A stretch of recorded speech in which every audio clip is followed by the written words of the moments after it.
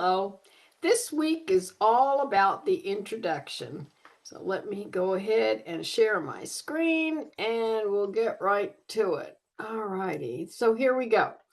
There are two articles about how to write a strong introduction. And so you'll be reading those. And, they're going to give you slightly different advice on how to do it, and which is fine.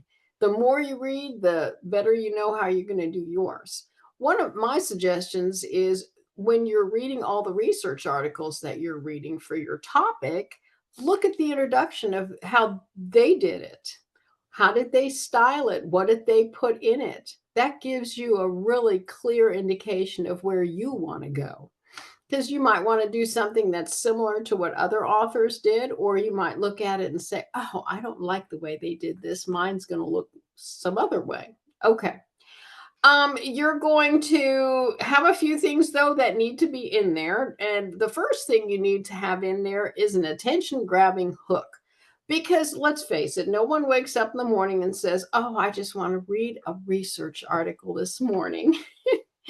No, you need to grab people and bring them in to read what you are writing. So a hook is very important. When I wrote a journal article about scripted curriculum, this is my hook. Here it is in italics.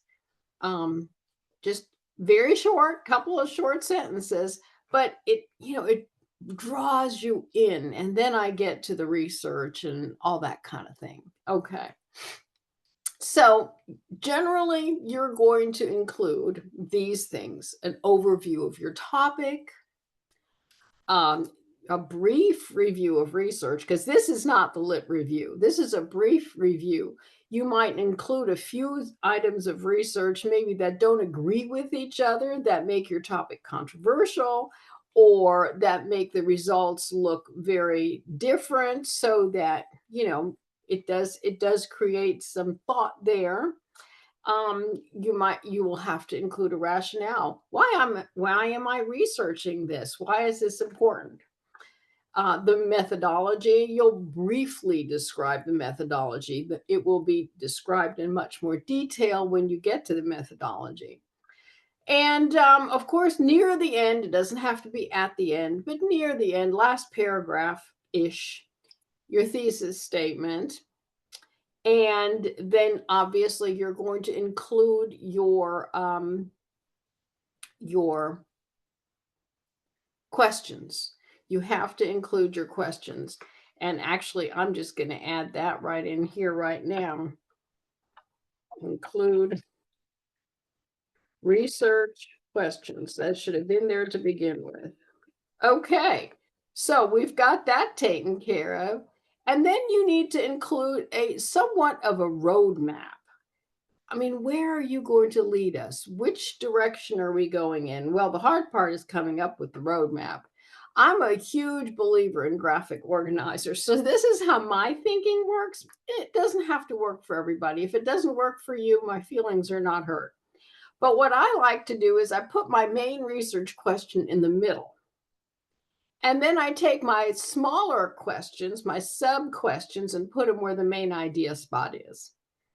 And then in these little bubbles, I put all the side ideas that come off of the smaller ideas, the smaller questions.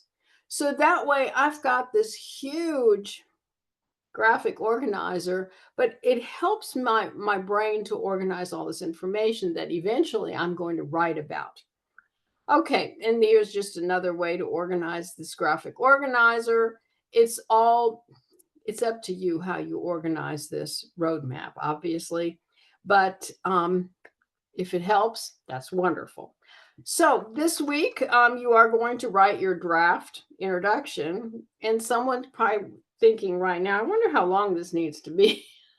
Well, it's going to have to be as long as it needs to be because you have a lot of information to put in there.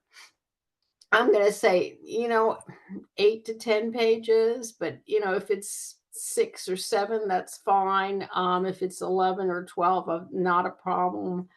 It's all whatever's necessary kind of thing.